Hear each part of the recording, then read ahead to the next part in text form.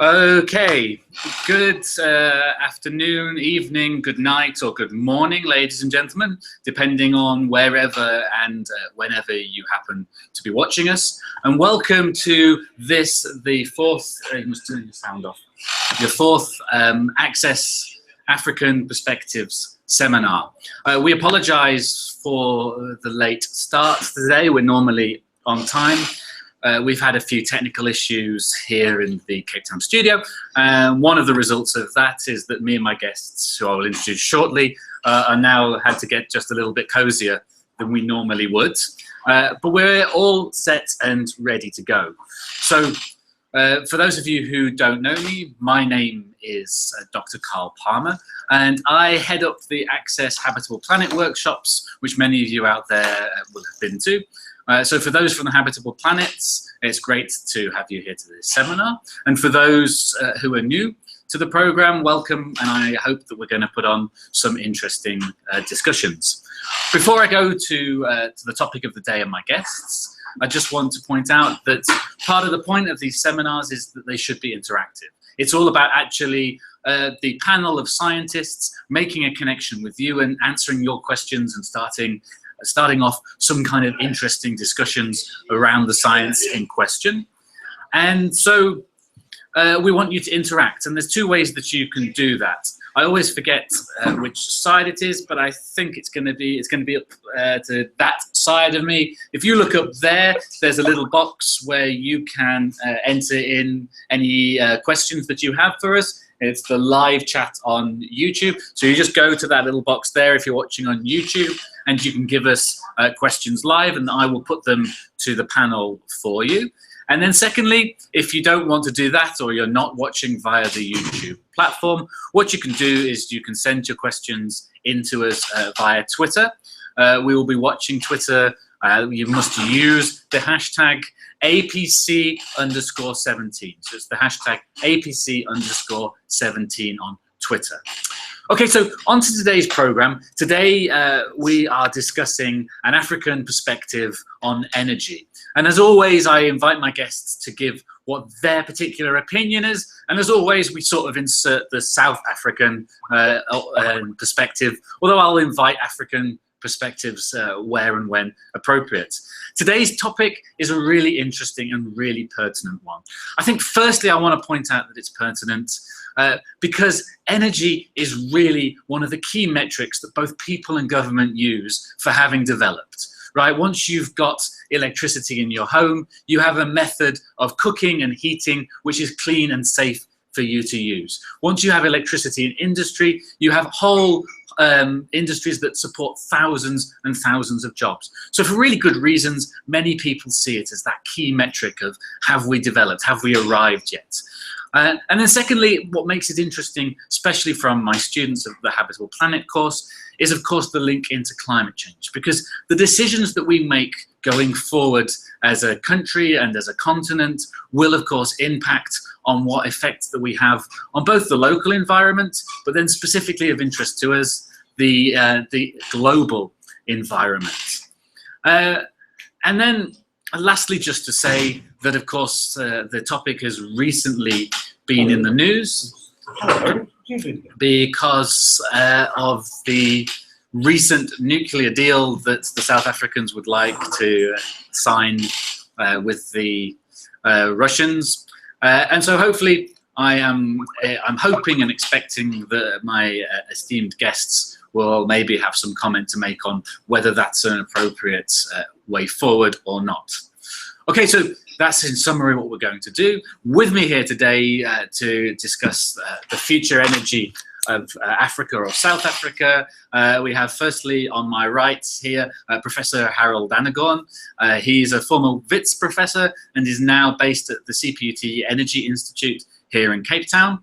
On my far right there we have Morwesi Ramonyai, who is the Managing Director of Borena Energy. Okay, good afternoon, evening, good night, or good morning, ladies and gentlemen, depending on wherever and whenever you happen to be watching us. And welcome to this, the fourth, you must turn the sound off, the fourth.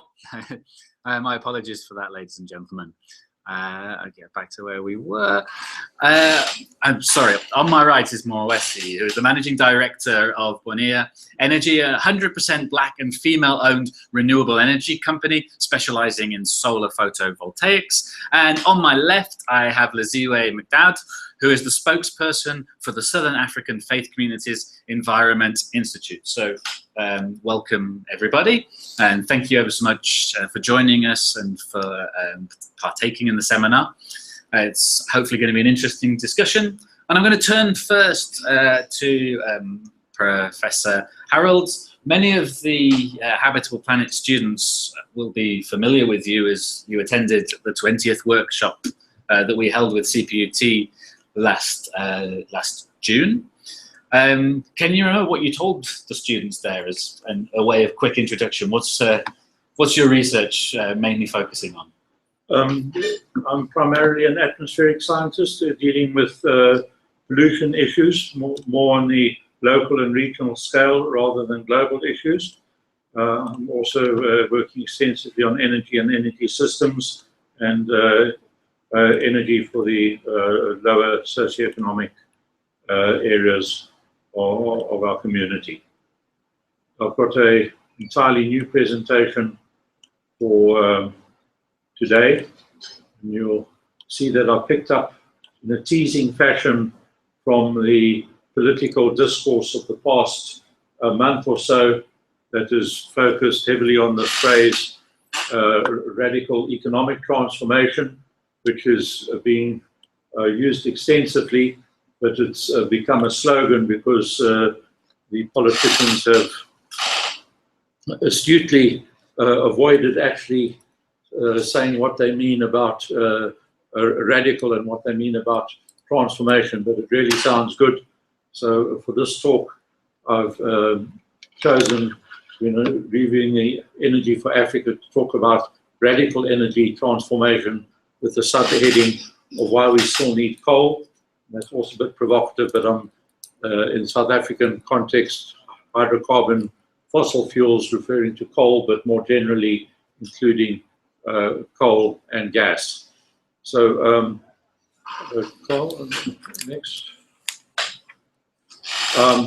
What I'm going to do today, it's impossible, of course, in 15 minutes or so to review the entire future possibilities of energy in Africa. So I'm going to try something even more daring of how to start an energy revolution in 6 provocations. So my idea is to provoke you into starting this revolution, and as you see, I'll put in brackets there, resources revolution, and it gives you an indication of where I'm going to go. It's not about the energy, stupid, it's about all our resources, and that's where the provocation is going to come in. At the end, I'm going to take a very simplistic view of systems analysis and how we should think about systems, and I'm going to throw out a challenge for you, an exercise for you to do in your own time. Okay, provocation number 1. My starting point is to look at the features of a new African city to ensure survival on a habitable planet. The reason for saying new African city is that it frees us of constraints of dealing with how to reform or change current cities that accept that for several reasons, growing population, rural-urban migration, regional development needs, and resource limitations of existing cities, in your lifetime, your professional careers, we're going to build many new cities in Africa. I've given as example of the regional development needs, the Lamu transportation corridor in Kenya. Lamu is a city in the northern section of Kenya, and it's proposed to build a rail and pipeline transportation corridor from Lamu inland towards southern Sudan, with a side branch into Ethiopia to bring the oil energy resources from southern Sudan to the coast to the global market. Due to political history, the current route for South Sudan's oil is through the northern Sudan, where there's still a political standoff, and they want not to be held hostage to Sudan, and so this transportation corridor. However, the several hundred kilometers, 1,000 kilometers, transects very dry and arid land, and proposed there to be 2 or 3 new cities along this transportation corridor. So there is an example of where new cities might be built, and because it's an already arid area, we propose that radical differences between existing cities and new cities might be appropriate. And then in the existing mega cities, for instance, Cape Town, Nairobi, Lagos, the congestion of these cities is such that they cannot grow further in a benefit cost optimized manner. It would be better to start new nodes, new hubs, new cities. So if you were the benign dictator of city planning, how would you design African future city, AFC, to fit with the habitable planet concepts? You might wish to consider. Sorry, hang on, bear with me 1 second. Provocation number 2. What are the food needs of Africa Future City? And we need to look at what has happened over the past decades. First of all, we understand the nature of global urbanization. It's put in the preface for many papers that now more than 50% of the global population is living in cities, and this is likely to increase in the future. And in turn, to feed this urban population, it's been paralleled by the industrialization of agriculture. In other words, fewer farmers, but larger farms powered by machinery. In the 60s and early 70s, there were dire predictions that the world was running out of food and there would be mass starvation. And somehow or other, the Green Revolution happened, and we inverted this predicted disaster of a global food shortage. And this Green Revolution was fueled by massive inputs of cheap, abundant fossil fuels. And not just the energy that went into producing them, but indirectly to produce fertilizers, to power irrigation, to produce pesticides from fossil fuels, to transport the food from farm to storage depots, to distribution depots, the refrigeration along the way. So the inputs, direct and indirect, to bring the food from the place of production to the place. So if you look at the distance that food traveled before and after the Green Revolution, you'll see that the average meal could travel thousands of kilometers. Even food aid from the big producing grain exporting countries, Canada and the USA, can travel thousands of kilometers to relieve drought-induced shortages in Africa and elsewhere.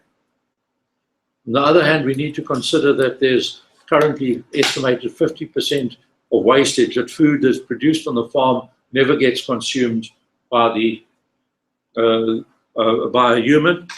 And if we reduce that wastage, we could significantly reduce the inputs for food, producing that food in the first place, and in turn reduce all the associated energy inputs. We could ask, does Africa or the planet have sufficient energy resources to replicate, sustain the current food production system? A decade ago, we were talking about peak oil. It hasn't come about, but one thing is certain, that the rate of sunshine that produces food is fixed. The amount of energy per square meter is a planetary constant that can't be increased or altered, so that's a limitation. And the provocation is a return to small or smaller scale agriculture and local production and distribution, a better solution for Africa than industrialized large scale agriculture. And as I say, the two inputs that can't be increased are the sunlight intensity and the area of arable land. Next. Provocation number 3. What are the water needs of the Africa Future City? Now, many African countries already water stressed. In other words, the available surface water is near completely committed to current needs, and the African Future City may be in arid areas such as the Lamu corridor that I've described. So the question, can quality of life improve for African inhabitants using drastically reduced water consumption? and that is litres per person per day, both in domestic sense and for the overall economy. The current drought in Cape Town, we are in a severe drought down here. We've been told we are limited to stage 4 water restrictions of 100 litres per person per day, whereas typically a year ago we were operating at 400 or 500 litres per person per day.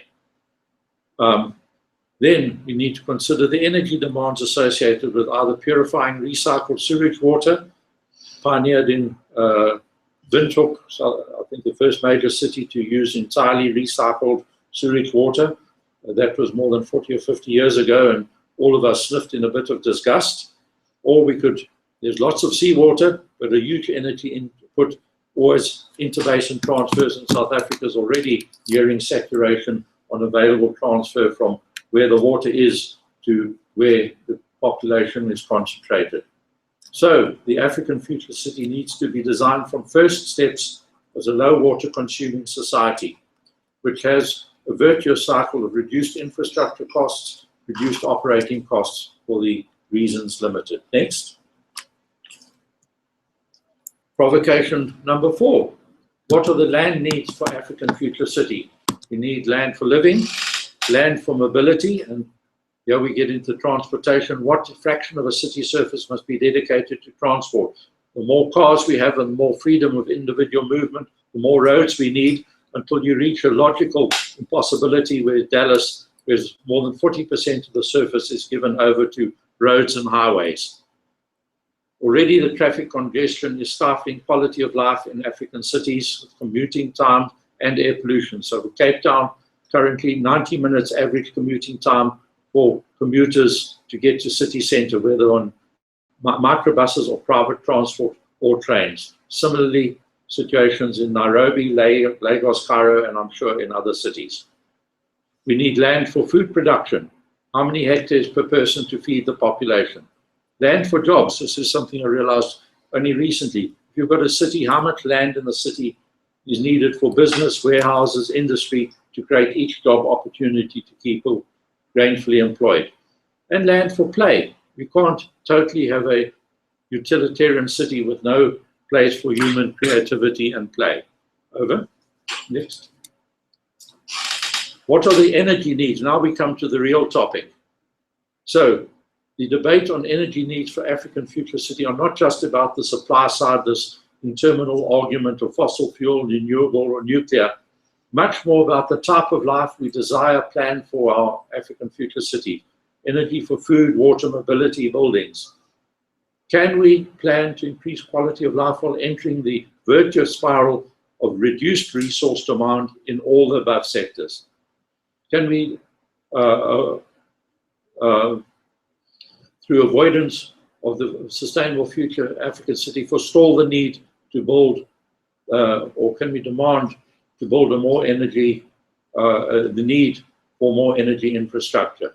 If we avoid the demand, then we need reduced energy infrastructure of whatever of the above options. Next. Continued. And yeah, is nuclear the way to go? I preface this remark with telling you that I had a doctorate in nuclear physics, so I understand the technology perhaps a little bit better than the average citizen. So I'll assert that nuclear energy technology can be made as safe and reliable and cost competitive as we like. So those are not the issues. However, South Africa and Kenya and perhaps others have failed to maintain urban sewage treatment systems to required standards. Why? Can we rely on human, political, administrative systems to maintain the complex technologies and long-term care from the nuclear fuel cycle and radioactive wastes indefinitely in the future? Does Africa wish to be permanently bound in a colonial economic dependency on the developed countries that supply the nuclear technology? And my answer to both these questions, probably not, or preferably not. Next. Last provocation. What are the climate change responsibilities for African future cities?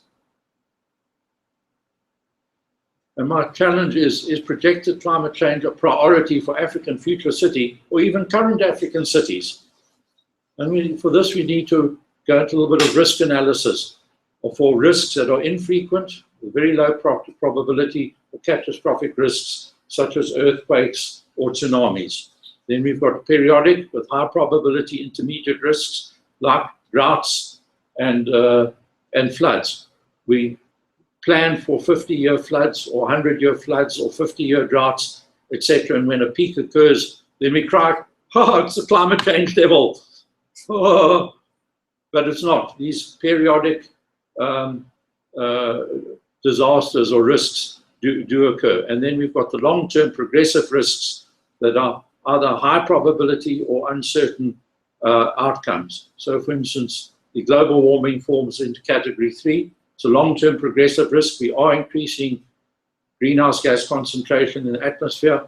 However, the uncertain probability is certain of the consequences. It's like increased storms. This was predicted with absolute certainty 8 or 10 years ago that we're increasing hurricanes in the Atlantic. Oops, what's happened the last 8 years that they've actually decreased. So increasing cause, a reducing response. That science tells you there's no causality. Limitations of water, drought and floods and degradation of agricultural land are shorter term and higher probability risks already manifest in Africa. And finally, the solutions to water, agriculture, transport challenges are all energy constrained, currently supported by global dependence on fossil fuels. So there is the nub of the matter, that is only the atmospheric compartment, the change in the atmospheric chemical composition of priority, or should we be looking more closely at these, also the near-term risks of food security, water security, mobility for quality of life and productivity. Next. So this global obsession with climate change has diverted attention from equally pressing and more immediate problems. Coal, gas, and oil are needed for intermediate future to meet needs for transport, agriculture, energy security. And we must understand that coal and liquid fuels can be produced and stored economically and used on demand. It's transportable, whereas energy storage from renewables, wind and solar, still lack affordable large-scale storage technologies. They are part of the future, but we don't have the storage capacity to match the production yet. So the disruptive curtailment of fossil fuels in the name of climate change will aggravate the African and global human condition unless the problems are tackled from a total systems analysis approach. And this comes in with the Habitable Planet Initiative headed by Carl Palmer and his group. Next. Okay, let's look at systems analysis. This is simplistic, intentionally so. There are only 3 consequences of a process. There are inputs of goods and services. There's a black box process which produces outputs in the form of goods and services, and everything that is not a goods or services goes to waste. Next. Let's look at an example, a simple one, a domestic fuel stove. You put in fuel, coal or wood, raw food, and oxygen from the air. The process is combustion and heat transfer, and the output, heat-triggered energy alteration of food, and sensible heat if you want hot food. The wastes, gases, and particulate emissions, carbon monoxide and carbon dioxide, and waste heat. So there's a simple system, but you begin to get the picture of what I mean: input, output, and waste. Next. More complex level, today's city.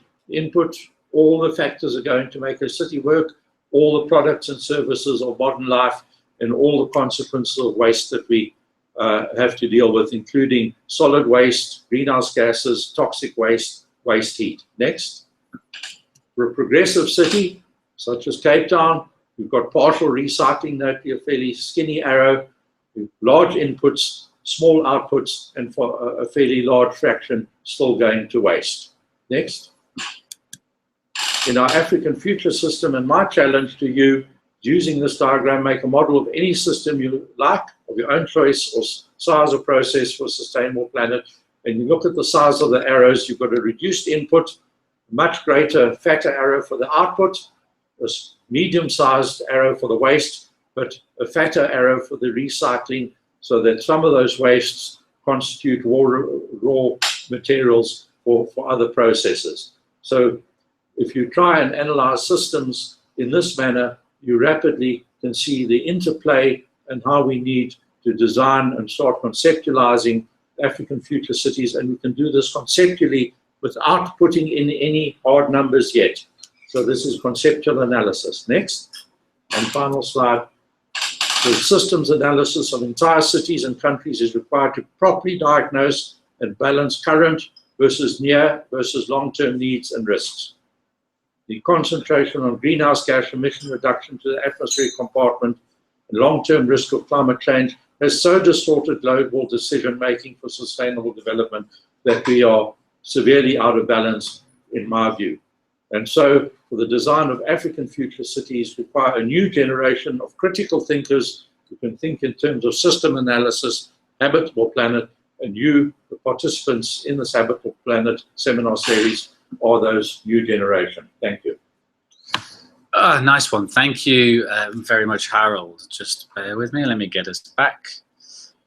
I'm hoping we should come back. All right, nice one. Thank you very much, Harold. And I really very much appreciate the plug of the Habitable Planet program. Before we go on to the others, just a couple of quick comments there.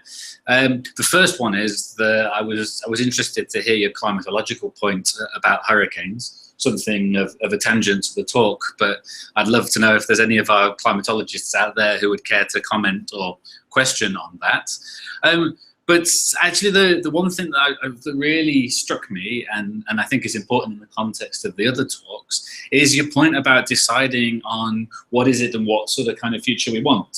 So I suppose that before you decide on energy, you have to decide on what it is that you want to get out of it, so, right?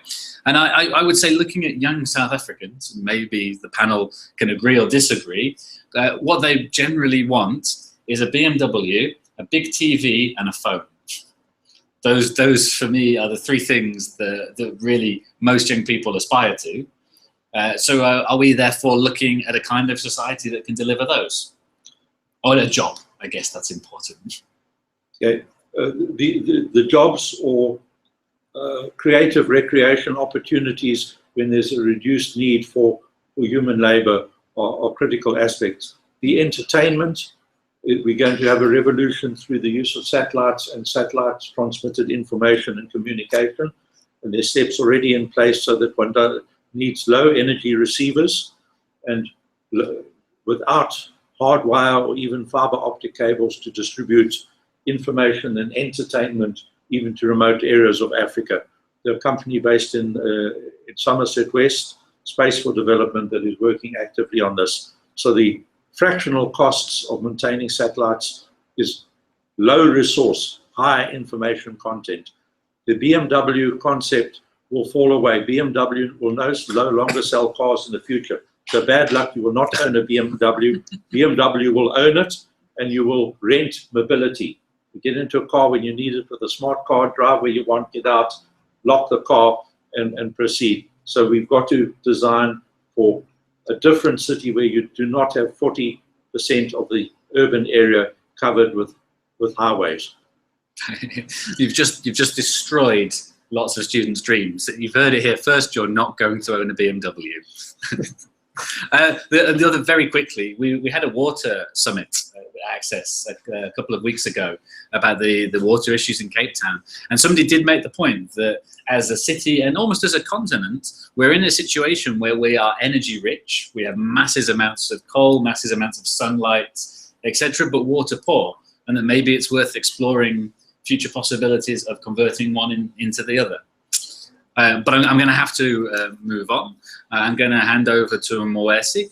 While I just grab your slides, could you just tell the Planeteers and the audience a little bit about yourself and your company? Why did you start it? How did you get into it? All right, great. And on the slides, I'll let you know when to start. Okay. Hello, everybody. My name is Morwesi Ramonyai. I'm an entrepreneur. I consider myself an impact entrepreneur. And I operate primarily in the energy space, renewable energy to be more specific. My company, Borena Energy, is a developer of energy projects, And we specifically work with solar PV technology at this stage, and we primarily operate in the off-grid sector. So the types of clients that I have are communities that are disconnected, communities that have absolutely no access to electricity or energy whatsoever, or communities that are just too remote to have access to the grid. That is what I do. I'm also involved with a company, and we do financing for solar energy projects, and we do this through the crowd. We crowd finance such projects, and so that is what I do with my life and my time. And I'm very happy to be sharing a little bit of what it is that I do. I think just to tail on to Professor at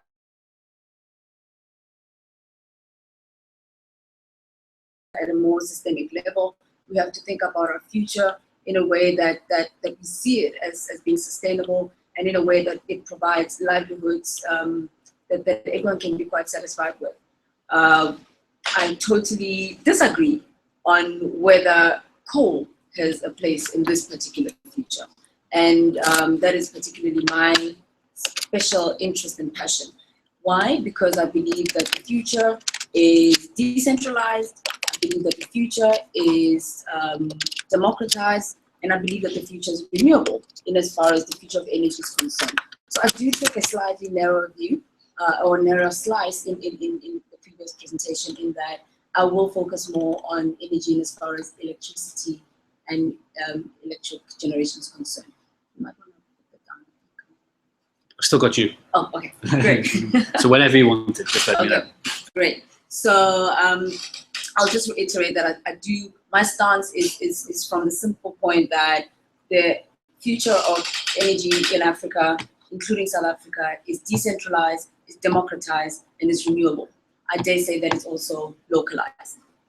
Why I say this is because we know quite well that over 600 million people in sub-Saharan Africa still require access to some form of energy.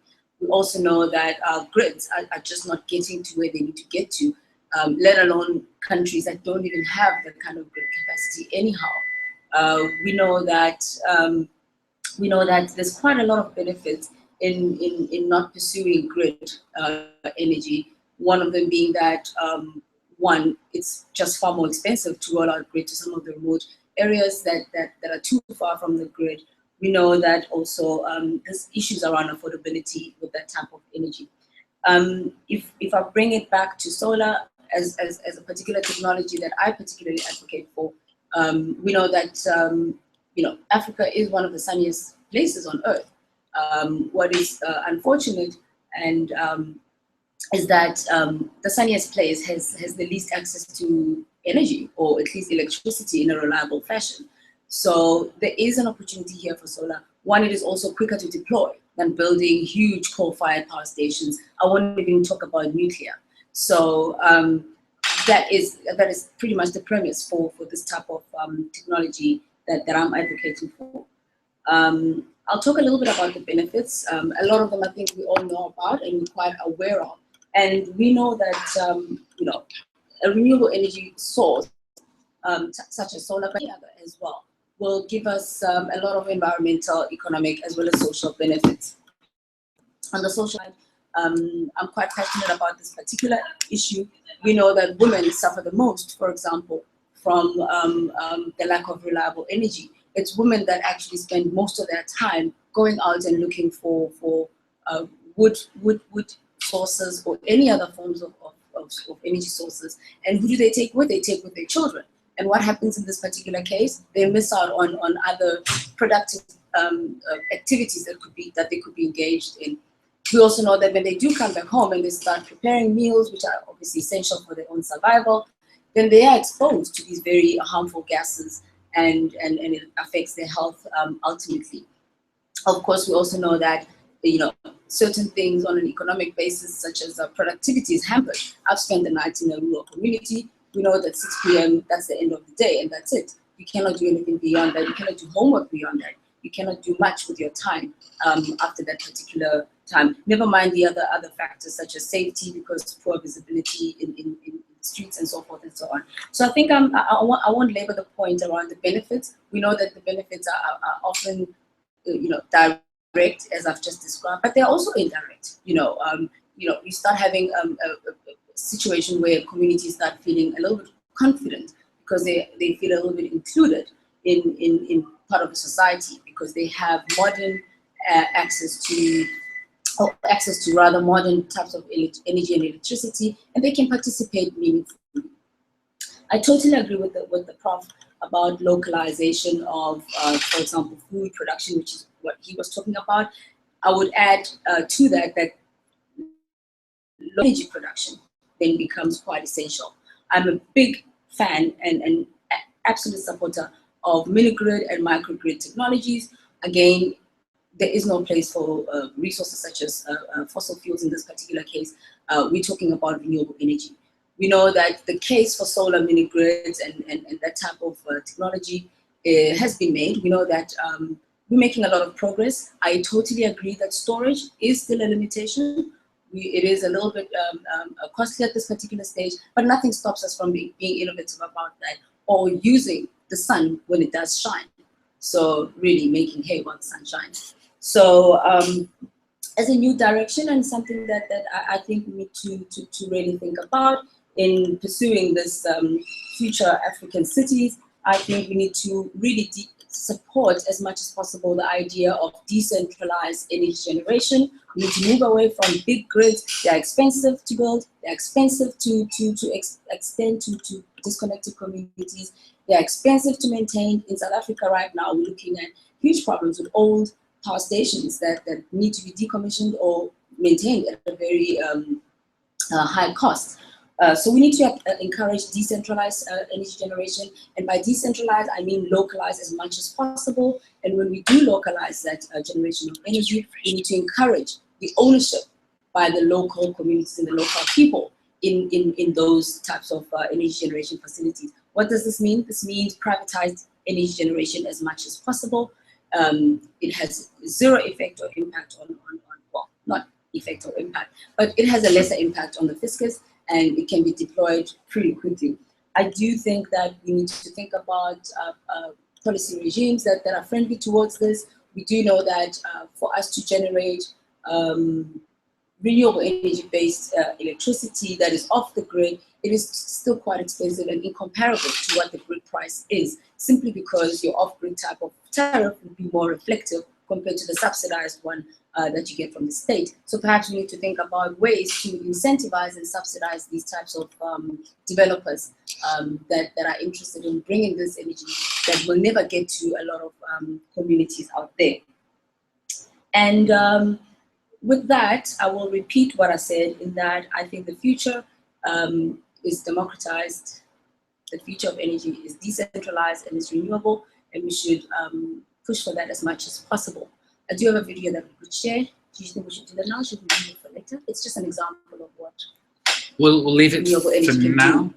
I can always put it up afterwards. That's fine. So that everybody. That's fine. I think so. It can be a reference point. I think I'm more interested in the conversation and discussion. Okay, great. Yeah. Thank you. Can I? Yeah, thank you very much. I want to try and characterize what you've been saying. There's two things of interest that I want to just flesh out a bit. Why is it important to be off-grid? What's the limitation with grid energy? Because you've sort of, lots of the debate around the energy sources looks at the availability and the price, right? At the end of the day, you've agreed with Harold, specifically we need more energy in cities, we need people's homes to be electrified. That seems to be clear. Why does it need to be off the grid? What's the difficulty with the grid? Because it moves the debate from price to something else, right? So the cost of rolling out grid to these very remote areas is just far too expensive for the state or for the national utilities to afford. And it's a challenge that's not only in Southern Africa and East Africa and everywhere else. That is quite a big challenge. A lot of the times, that is also on the back of the simple fact that these communities that you are spending a lot of money to extend the grid toward are poor in most instances and couldn't possibly justify, I guess, the cost of rolling out to them. Although this is a constitutional mandate, let's call it, I wouldn't like to believe that it's purely for financial reasons that it's not rolled out, but it does make an impact, and it does become a factor, I think, when the utility considers that. But the biggest challenge is just simply the cost of it. And there have been some mechanisms that have been put in place, such as solar home systems, to accommodate or to make up for this lack of electricity to these far-lying areas. But it's just not the same. It's not even comparing apples with apples. So, but the cost of rollout is pretty much. But with increasing urbanization, is that going to be less and less of a problem? More people want to live in cities, and more percentage do.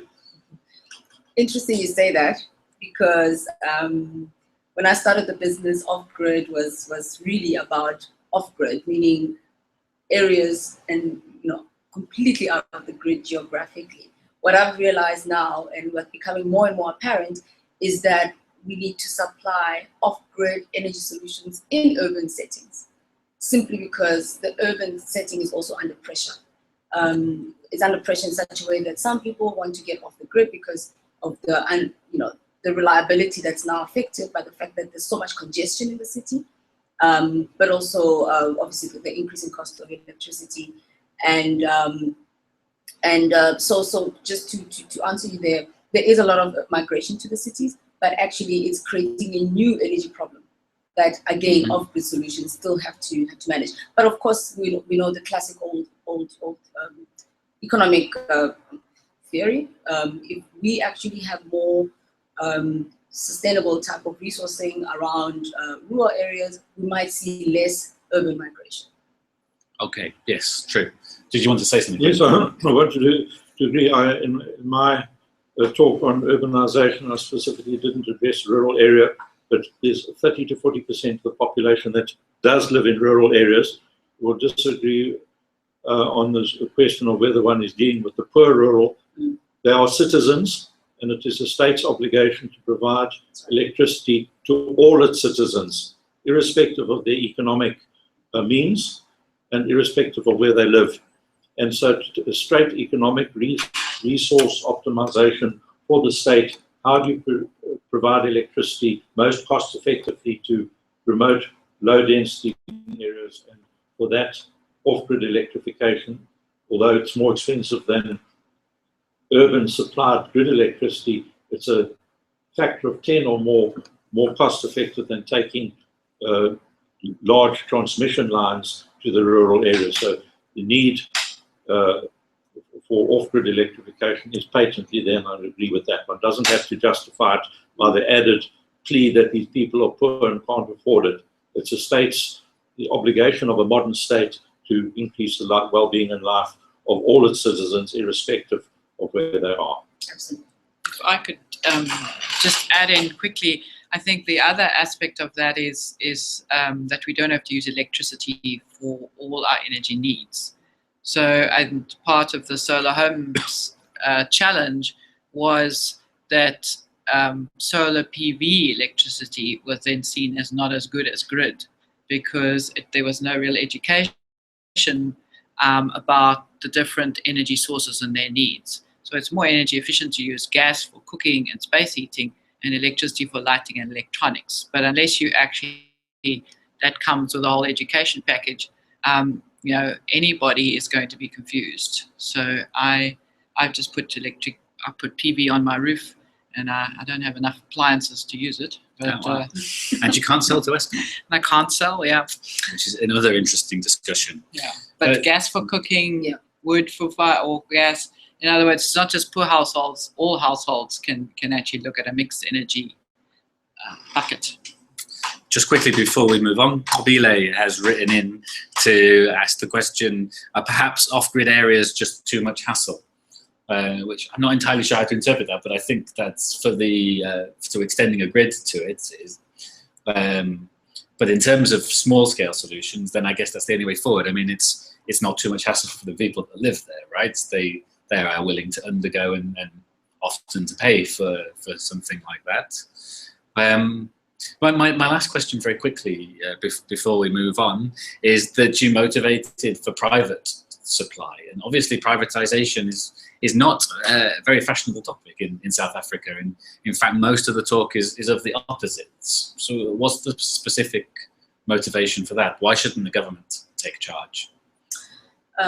Well, perhaps maybe let me qualify that. I wouldn't advocate for 100% privatization, but certainly a partnership between private and public. The reason I advocate for that is it's just simply that it would be quicker to roll out energy to particularly these types of areas that I'm particularly interested in, and it will also allow for some localized ownership of some of these facilities, and that is an opportunity then that starts unlocking some of the economic benefits that we can see in some of these localities. It's simply because if we depended on the fiscal budget, then we would just never get there. Okay. So it's just about speed of rolling out this very much needed resource for the type of growth we hope to see. And private, is it all for profit, or is there NGOs working in the space that would be included? I think everybody works in this particular space. I particularly work with a lot of NGO and donor funds as well, but I also work with for-profit initiatives. A company that I'm with, that we crowdfinance such projects. We do it for profit, but for a profit that is not as aggressive as one might want in a very highly capitalistic environment. So I guess it's a balance. It's not a term, being a scientist, I've heard before, a less aggressive type of profit. Okay, with the interest of time, I'm going to have to move on to hand over to Lizz for a bit. Lizz, as you can see, we appear to have a problem with the video stream right now. So I'm going to ask you to soldier on, give a bit of an introduction to yourself, and soldier on a little bit without your slides, while I ask Harold if you could do the same thing you did last time we had this problem. That's my only solution left, is to repeat how we fixed it last time, which was by clicking that link. Would you be able to do that for me, please? Sure. If I can just have my slides up so that I can try and describe it as well. But Absolutely. just to say that I have, I'm also a scientist with an MSc in climate change and development, but I work partly with the Southern African Faith Communities Environment Institute, which has worked throughout Southern Africa with different communities around energy justice issues. And so what I'm going to look at today is that, I can just have my slides. Sorry. Is just taking up, I think, Harold's point about a new city and a new system. I think that's the way we've got to really look. And so for me, it's about leapfrogging over the old technologies of nuclear and coal. So I have a number of slides which are also sort of cues for how, and so I've got to sort of try and give you ideas. So I tried to sort of look at where are we at the moment with access to energy and where would we like to be. And so I have a slide which I think you'll see later, I think if that's how it works, which shows the different countries in SADC particularly and who's got access to electricity. And what we basically see on the slide is that most Southern African countries are below 40% in terms of the percentage of population that has access to electricity. So obviously, as we've been talking about, electricity is regarded as a modern energy source, so we want to increase that. And the other thing which I think is also important is many people end up having electricity for lighting, but then continue to use wood or other fuels for cooking. So the next slide just gives an indication that many populations in Southern Africa are using fuel wood. And then my other status quo slide, which leads into what I want to say, is this is installed electricity capacity within Southern Africa. And it's a bit old, but I think the most important thing is that South Africa at that point had 43 gigawatts of power, whereas I think the next closest is something like Mozambique with 2.5.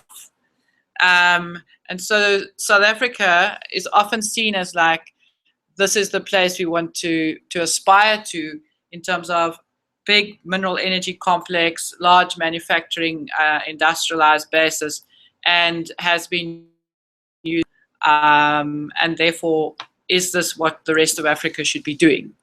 And if not coal, I mean, even other things like nuclear, which we certainly wouldn't support. So the next slide then just was a kind of systems approach, is how would we plan for the kind of energy we would need. And it's great Harold's given us an idea. I think what this slide would show is that you've got to look at not just supply, but you've got to look at demand. What do you need the energy for? How best to meet it? And also to look at other factors such as pollution, water use, number of jobs, so other social issues as well. And that, and a key one of that, of course, is affordability. And so that's really what we need to look at when we're planning for an energy system. So using South Africa as a kind of case study is, so there's an often assumption that huge amounts of economic growth increasing is going to lead to a lot higher increased demand for electricity. So you will see when you have an opportunity that I put up two graphs around local government and then the energy intensive users group in South Africa. And what's interesting is that local government, and I think as we spoke about the increasing urbanization, local government, despite having huge projections for increase, are not seeing their energy demand increasing in the same way. In fact, the city of Cape Town has a decrease going forward into sort of 2040. And the reason for that is that the technology changes have allowed maybe small businesses to put solar on, which sort of load follows quite nicely if you were operating in the day, a 9-to-5 type job. And also home solar installations. It's also about a lot of efficiencies, and so they're not seeing that despite an increasing urbanized population, they're not necessarily seeing a huge increase in demand. So the other huge users are industry, and there again, the energy intensive users group are not projecting an increase in electricity demand into the future either. Well, not as huge as Eskom's forecast. And that is because they're saying the price increases, which are trying to get to cost reflective tariffs and aren't there yet, are leading to increased efficiencies. And then they're also looking at more alternative options. So again, there, your two huge drivers for electricity demand are both saying, actually, it's not as high as projected. So then if we're looking into the future and we're not sure, then it's not a good idea to invest in huge, bulky, very expensive power plants where you have to borrow a lot of money internationally, and particularly when you've got bad credit ratings, but even with good ones, what you're looking at is then extended debt and debt repayment over time, and that's money that's not then available for investing in, say, education, health services, which are also needed in the countries. So then this was just, I just put up a couple of slides just looking at the CSRR, which has done a lot of complex modeling over the last few months or years, looking at the projected demand and then seeing how best to fit the supply options into it. And what they have basically come out with is that if we take into account some of the externalities, we look at water, we spoke about droughts, we haven't really talked too much about air pollution, but also if we look at whether we have a need for coal or new nuclear, what they've done is looked at climate change, looked at the energy demand, and let the model run and put in the least cost resource to match the demand. And that's the kind of model that takes into account these arguments of, oh, well, you know, the sun doesn't shine, then there's no solar. I mean, obviously, when you're looking at a system, you're balancing those things. And they've come out that the least cost model actually is a huge increase in renewables, and that gives us a lot more jobs and a lot less water. Then the other thing I just wanted to highlight, and that is that it's not included in the calculations, is there is a if you want to call it, some recognition that climate change is a critical issue to take into account when energy planning, and that is then used to say let's not do coal. But what is not put into the calculations in as much detail is things like air pollution. And so Eskom is our utility here, has asked for exemptions from actually putting in air pollution abatement. And the people that are suffering then as a result are those that live near the power stations. And those costs have to be borne by society. And some science, well, probably accountant, as you know, scientist, has done some calculations and looked, I've just put up a slide here of comparative health burden, which just shows how those people who live around coal-fired power stations suffer in terms of diseases. And the idea was it was a 1 to 25 abatement cost. So for every dollar or rand that you don't use for addressing pollution, you're going to experience a 25 rand cost to the state in terms of health burden. And of course, it's not just health, it's also misery. So I would just end with saying that from our perspective, the world of the future is very much about decentralized, small-scale microgrids, mini-grids, and encouraging people to not only use energy, but to generate energy back into a grid, but to also start unpacking how do we use energy in our home, and is it the most efficient thing, for example, to burn a piece of coal in Mpumalanga, pollute somebody's lungs, bring it down a transmission line to your stove, and then I think lose half of that energy in boiling a cup of tea. There may be, well, there are better ways of providing cooking and heating. So that's really maybe a bit of a perspective from our side. Thank you.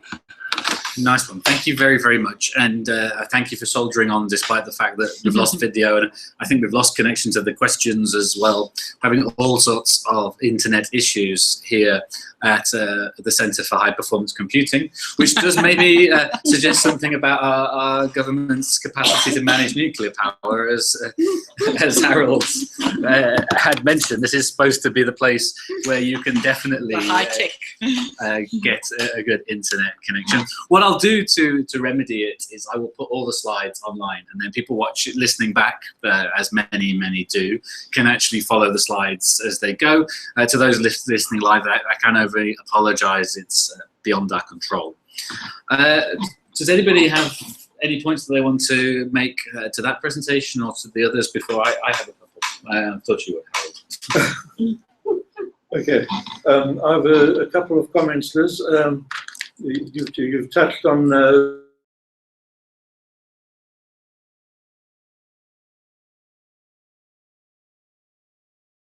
cost implications of living near a power station. Those CSR models, like any model, depend on a number of input data sets. For instance, achieving a cost-optimized solution, they ascribe certain costs to the externalities. So not only the direct capital and operating costs, but of the, for instance, the climate change costs of certain technologies. And what we would like to say is that those externality costs, particularly of climate change effects, are themselves subject to debate. Now, we have this huge international grouping, strong local support that absolutely subscribes to the climate change theories, and the which is one level of assumption, and the next is the assumption of the consequences of the temperature rise and the associated health effects and the associated effects on cost of food production and so on. Those assumptions or those calculations and cost allocation factors are the consequence of a long chain of assumptions, not all of which are substantiated or verified by data. So you can, there's what I'm indicating is a large degree of uncertainty in those cost optimizations. And if you subscribe to one point of view, you can optimize your model in one direction or another. So well, I think, sorry, just to say that I think in the climate change costing, as far as I understand, if I remember, been a bit preoccupied with nuclear, but with the coal, I think they put in the carbon tax. So they didn't actually go into too much. I mean, I think what is variable and is the risk of climate disasters, and that's it, those externalities are not even included in the current electricity modeling, and that's part of my problem, is that we aren't making enough around the risks. And yes, they're uncertain, but okay. Well, I'll take on if that those factors have been quantified into the figure of a carbon tax, the cost of CO2 emitted. The administration of carbon tax itself is a parasitic tax. What informs me on this is a 30-year analysis of the effect of consumption of fuels on the fuel price. And if you look at it, it's a tightly constrained thing that as the fuel price goes up, there's a short-term reduction in the amount of fuel used, and within months, the fuel consumption restores to a historical level. So the demand of the market for liquid fuels is price insensitive in a long-term fluctuate. So we can add these incremental carbon taxes, and it might affect short-term demand, but the demand for energy will ensure that we get back to the previous levels. So the administration of a 5 or 10% or 15% carbon tax is a totally parasitic tax with the associated administrative and collection costs and measurement and verification costs, which will add nothing to the overall well-being of the society and will not have a material effect on reducing carbon emissions. Okay, so that's that point. I'd like to move on to the other aspect of the health effects. First of all, the World Health Organization projections are always ahead of any nation's jurisdiction, because the World Health Organization does not have legalistic jurisdiction over any country or responsibility for enforcing standards. There are always guidelines, and they always are trying to push the envelope of increased health levels. So any country is almost inevitably weaker standards than the World Health Organization projections. And having been involved in the past year with WHO processes of setting standards, I'm highly critical of the way they set about doing these figures. It's purely technology forcing rather than sound rational based analysis. So I will not buy the WHO standards as a point of reference. The next thing is in terms of sorry, the health, but you would obviously let me finish. Yeah. In terms of local air pollution, I'd like to know your sources of those health figures. But having worked for 30 years on air pollution around power stations, the health impacts on the local populations around the Mpumalanga large power stations is negligible compared to the health consequences of smoke inhaled from domestic fuel burning.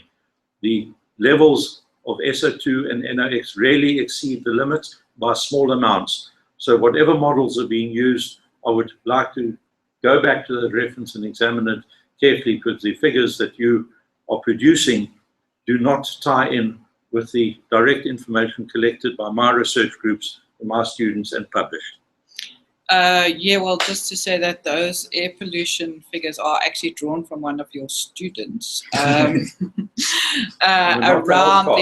the external, no, not the financial costs, but the calculations of percentage of health impacts for ambient air quality. So I think we would certainly say that compared to other sources of energy, coal-fired power stations do cause pollution, and certainly with the inversion due to the climatic conditions, peaks in SO2 at around 11 in the morning are certainly due to power stations and not to fuel from domestic cook stoves in the evening. So I would certainly also say that it's more beneficial for the country to be using affordable energy, the best fit of affordable energy, both for the economy, for economic growth, and domestic. And that certainly, from the CSIR modelling, is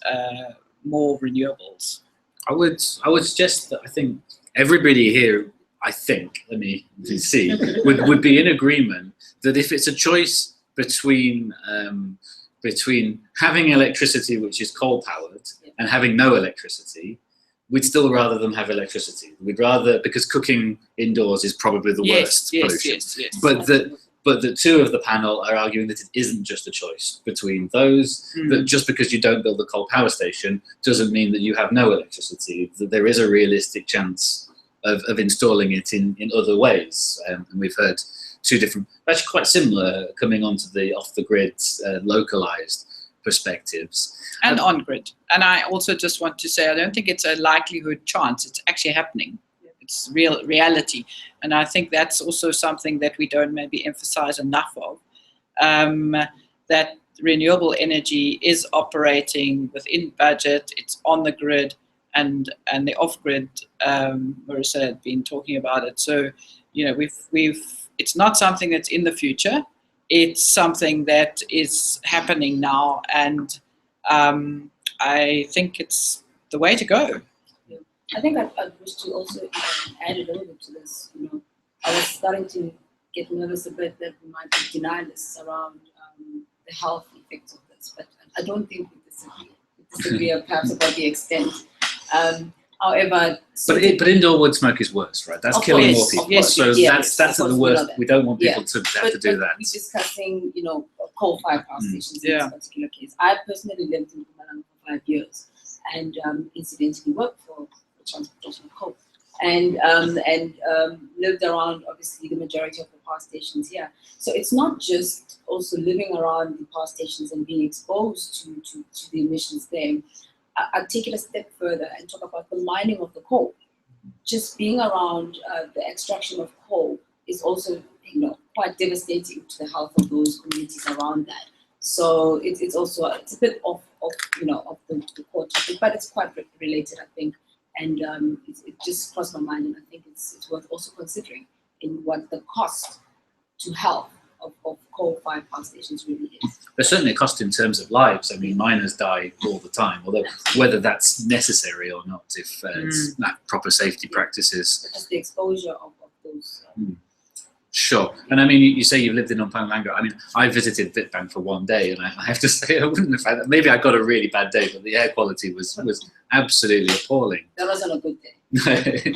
Although, to some extent, right, I mean, certainly in Europe, the power stations used to be in the cities, and then they were, in Europe, moved away into rural areas, and you've minimized that, whereas in South Africa, we still have quite a lot of population living close to them, and so that's a quite specific issue to those areas. I had two things I want to come on to before we close, so let me do. The first is this cost one. So there's an interesting subtlety around on the grid, off the grid, but I was looking into it, and so I wanted to show you guys what I found. Okay, I'll put it up there. Is that I was looking at the prices per kilowatt hour for different forms of energy. And the first thing is that making any sort of comparison, and I think this is one of the reasons that the debate gets so interesting, is that making any sort of comparison is almost impossible because of all the things that we've talked about. The first is that coal obviously generates all the time, and that means that some of it's wasted, but then also that it's consistent, whereas solar only generates during the day, wind only generates where it's windy.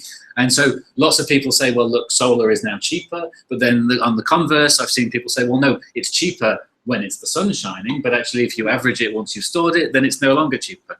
Secondly, there's the externalities. Right, coal, obviously, we are causing pollution. We have this climate change problem. You've got to somehow count that into your cost. But then, so the externalities, the last one that we haven't talked about, which is always a massive source of debates, particularly at habitable planets, is subsidies. That both sides claim that the other is too heavily subsidized to be reasonable. So solar, certainly in Europe, and the technology itself is definitely subsidized by governments. But then on the other hand, my friends who work in those industries claim that by the back door, fossil fuels are massively subsidized by governments. So we have to take those figures with a pinch of salt. But what it comes out is really interesting, and one I'll put to all of you, look, that if we look at the average, and again, this is for America, so it might not be quite the same here. Coal comes out $95 per kilowatt hour. Nuclear comes out massively similar, look, 95.1 difference, whereas solar still comes out quite significantly higher than that. So everybody here today was very quick to write off nuclear. To me, that looks like the best of both worlds. You're reducing your carbon emissions and you're getting a lower price for it than you would with solar. Do you really want to start with that? I think the problem with these graphs, and that's why the CSRR slide that I showed is better, is when you've got to calculate what to put in where, you've got to look at the combinations. And I think was it Harold, you said there's so many piles of assumptions that go into every single one of those costs that for us to sit around the table and just have one table without knowing what all those assumptions are, for sure, it's impossible. But I think we were talking about hidden subsidies, and so just to talk about coal is the fact that there are these pollutants which are being put into the atmosphere, that they aren't captured.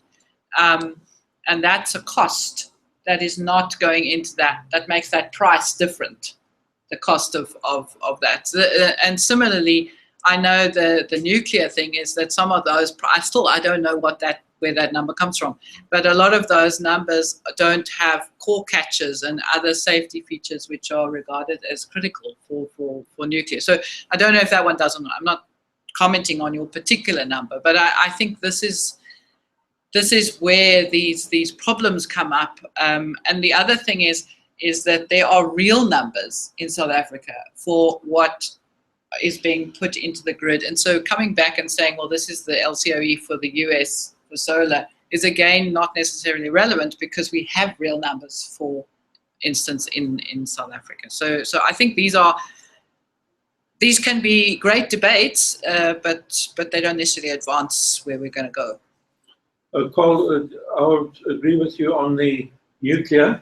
And remember, in my remarks, I said that nuclear can be made as safe and reliable and inexpensive as you like. And the reality is, including South Africa, we've operated Coburg nuclear safely for over 30 years and produced power. The risks with nuclear are not in the technology, but in the governance. Now, if I ask you in the geopolitical situation, if I ask you about the governance, what is the probability of a government change and of political instability over a 30 to 50-year period? And the answer globally is very high probability, and in Africa, 100% likelihood that we have governance changes and inefficient administration and follow up on the safety. The other political factor is colonial dependency on the suppliers of the fuel, Already this country has been held to ransom once before by the US, who threatened to withhold our manufactured fuel capacity, and the whole technology has to be imported. So,